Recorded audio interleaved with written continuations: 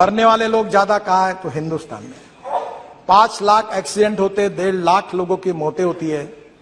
अब मुझे बताइए 3 लाख लोग दिव्यांग बन जाते हैं, हाथ पैर टूट जाते हैं, 3% जीडीपी का नुकसान होता है और ये बहुत ही क्लेशदायक है। इसमें रोड इंजीनियरिंग का भी कारण है। मैं अपने डिपार्टमेंट की जिम्मेदारी लेता हूं। ब्लैक स्पॉट्स, आपने सही कहा, ये डीपीआर बनाने में क्वालिटी अच्छी नहीं है और इसलिए रोड सेफ्टी को ध्यान में लेकर मैंने कहा ये डीपीआर वाली आउटडेटेड सिस्टम को बंद करो और पीएमसी, प्रोजेक्ट मैनेजमेंट कंसल्टेंसी लाओ। और इसको प्रोफेशनल, इस समय जो वर्ल्ड के कंसल्टेंट थे वो भाग गए हमारे यहां से। तो मैंने हमारे अधिकारियों को पूछा कि तुम्हारा हार्ट ऑपरेशन करना है तो टेंडर निकाल के कारपोरेशन के हॉस्पिटल में क्यों नहीं जाकर अपना ऑपरेशन करते हो? तब आपको ऑपरेशन करना होता है तो आपको अच्छा डॉक्टर चाहिए। डीपीआर बनाते समय लोएस्ट आता है उसको, तो वो जो सब घटिया काम करता है। तो अब इसके बारे में हमने डीपीआर बनाने के बारे में काफी सुधार किया है और वर्ल्ड की बेस्ट टेक्नोलॉजी, बेस्ट कंपनी को ज्वाइंट वेंचर करके जो बेस्ट सक्सेसफुल प्रैक्टिसेस है उसको लाना है। मैं तो अक्सर ये बात कहता हूं कि innovation, entrepreneurship, science, technology, research, skilled and successful practices, we name it as a knowledge and conversion of knowledge into wealth is the future. और इसलिए टेक्नोलॉजी में हमारे इतना लोग काम कर रहे हैं, आईआईटी अच्छा काम कर रहे हैं, हमारे इंजीनियर्स अच्छा काम कर रहे हैं, हमारे स्टार्टअप अच्छा काम कर रहे हैं। और आप लोगों ने भी कल मुझे सुझाव दिया ना, मैंने 2 सुझाव आपके स्वीकार किए। एक किसी ने कहा, मैं नाम भूल रहा हूं, अध्यक्ष महाराज, उन्होंने कहा आधार कार्ड के ऊपर, शायद श्रीनिवास पाटिल जी ने कहा था, आधार के कार्ड के ऊपर, जिसके बाद आधार का कार्ड और वहां टोल है, तो आधार का कार्ड देखकर मानकर उसको तुरंत पास इशू किया जाए। तो मैं सजेशन मान्य करता हूं, जहां भी ऐसे टोल बने और वहां के स्थानिक लोगों की अड़चन होती है, आधार कार्ड को लेकर पास बनाकर देंगे। दूसरा एक है कि 60 किलोमीटर के बीच में टोल नहीं आता है और कुछ जगह चालू है। मैं आज सदन को विश्वास दिलाता हूं, बहुत बार ये गलत काम हो रहा है, इलीगल है। मैं बार बार कहता हूं पर पैसे मिलते इसलिए डिपार्टमेंट हाँ करते हो, हाँ। ये इनका कितने दिन मेरे से झगड़ा किया इन्होंने, बोले जी ने बहुत। अब मैं बता रहा हूं कि इसके बाद 3 महीने के अंदर 60 किलोमीटर के अंदर एक ही टोल नाका होगा, दूसरा होगा तो वो बंद किया जाएगा। क्योंकि लोगों को जरूर है कि हमें पैसा भी चाहिए, इसका मतलब लोगों को तकलीफ नहीं देनी चाहिए। तो आज ये जो रोड सेफ्टी की बात हुई, इसमें अभी हमने रोड इंजीनियरिंग में सुधार करने के लिए काफी उपाय किया। ऑटोमोबाइल में इंडस्ट्री का भी मैं मंत्री हूं, बहुत इंडस्ट्री मेरे ऊपर नाराज हो गई क्योंकि इकोनॉमिक मॉडल को मैंने 6 एयरबैग मैंडेटरी कर दी। तो उन्होंने कहा कॉस्ट बढ़ेगी, तो मैंने कहा कॉस्ट बढ़ेगी तो बढ़ने दो, गरीब मरता है तो मरने दो और धनवान को बचाओ, ऐसा है क्या मतलब यहां?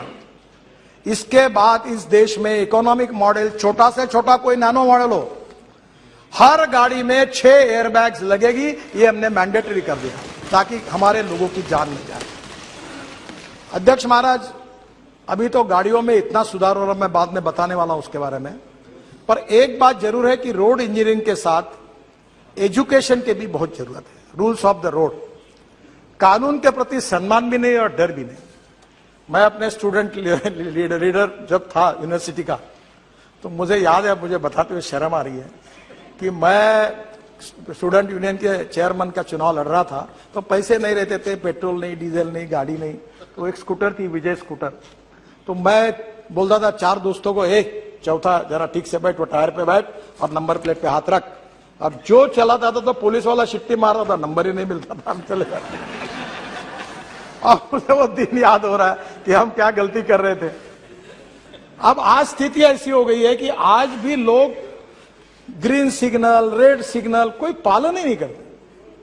और मैंने आपके अध्यक्षता में एक कमेटी निकाली है, हर मेंबर ऑफ पार्लियामेंट उसका अध्यक्ष होगा जिले में, कलेक्टर उसका बोर्ड सचिव होगा।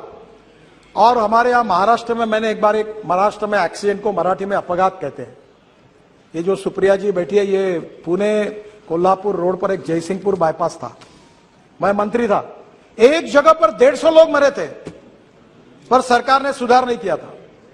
और इसलिए हमने इस प्रकार से, जो आपके जिले में, आपके कॉन्स्टिट्यूंसी में जितने एक्सीडेंट होते हैं, आप चिंता करो, आप विजिट करो, आप कलेक्टर को, एसपी को, कमिश्नर, सब आपके कमेटी में, उनको बुलाओ, कारपोरेशन को, एनएच को, स्टेट फील्ड नोटिस दो कि यहां लोग मरे, अगले बार कोई मरेगा तो आप जिम्मेदार होंगे, इसको सुधारो। और ऐसे कैसे नहीं सुधारते? आरटीओ को बुलाओ, आरटीओ वाले मेरे से बहुत नाराज है, क्योंकि मैंने आरटीओ की 18 सेवाएं डिजिटलाइज कर दी, आरटीओ में जाने की जरूरत ही नहीं। पर इस बात में उनको बुलाइए, और आप उस कमेटी के अध्यक्ष हैं, हर महीने में मीटिंग कर रहे हैं। मेरे ये राज्यसभा के सदस्य डॉक्टर महात्मे, पद्मश्री मिली है उनको, वो कैटरैक्ट में उन्होंने रिकॉर्ड ऑपरेशन बहुत अच्छे हैं। मैंने उनको कार्याध्यक्ष बना दिया, मुझे समय नहीं मिलता। आपको बताता हूं, इतनी मीटिंग होती है हर महीने में, और इतने स्पॉट किए, और हर जगह वो कार्रवाई कर रहे हैं। मैं आप सबको हाथ जोड़कर अनुरोध करता हूं, कोई लड़ाई में जितने लोग नहीं मरते, कोई कोविड में जितने लोग नहीं मरते, रोड एक्सीडेंट में 1.5 लाख लोग मर रहे हैं, और मरने वाले लोगों में 18 से 45 वयोवर्ष के 65% लोग हैं, यंग लड़के हैं। परसों में हमारा एक्सीडेंट हुआ, मुझे बताते हुए दुख हो रहा है, इनको मालूम होगा।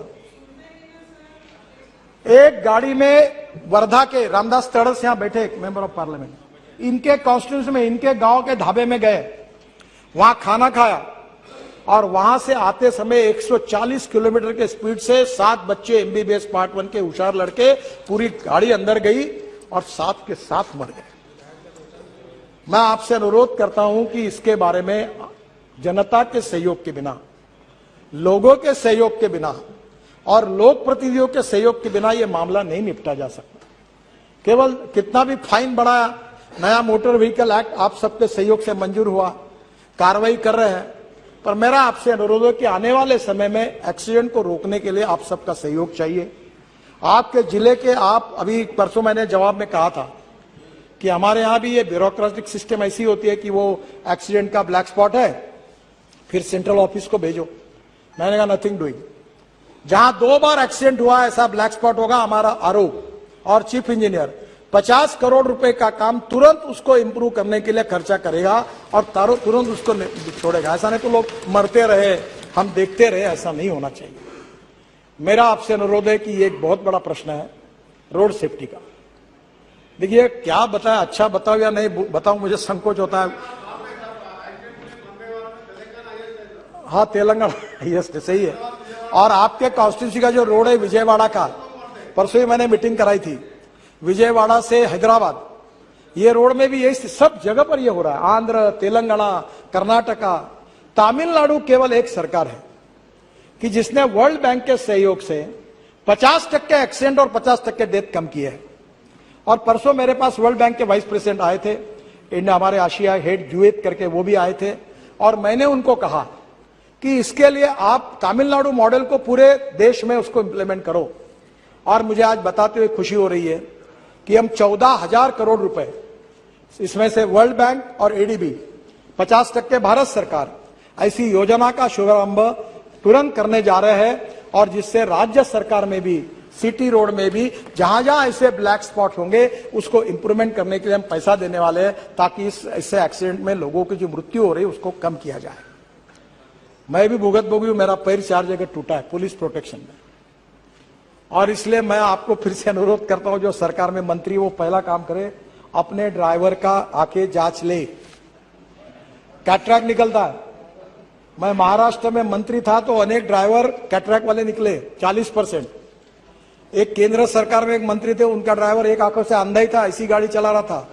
और एक मुख्यमंत्री थे, उन्होंने मुझे बताया, नाम नहीं बताता आपको, मेरा ड्राइवर दोनों आंखों से अंधा था और आवाज पे गाड़ी चला रहा।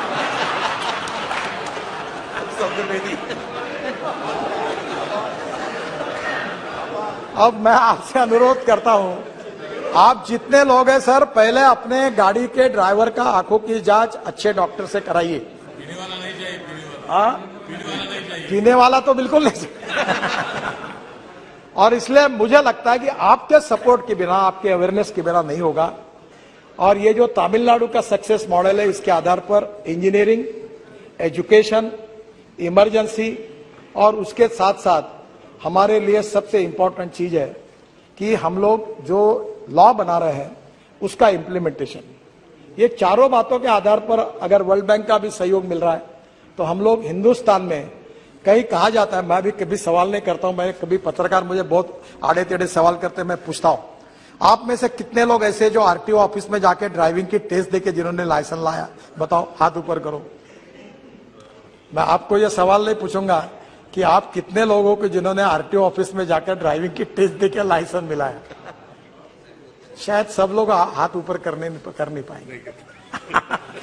मैं आपको एम्ब्रोसिंग क्वेश्चन नहीं लाता सर। ये अध्यक्ष महाराज, ये स्थिति है कि वर्ल्ड में इस बात की चर्चा होती है कि जिस देश में सबसे आसानी से लाइसेंस मिलता है, ऐसा कोई देश है तो हिंदुस्तान है। और हमारे इस लाइसेंस को वो मानते नहीं। इसलिए आने वाले समय में इस विषय में आपके स्टेट गवर्नमेंट में भी आप जरूर सहयोग करिए, यही मैं आपसे अनुरोध करूंगा।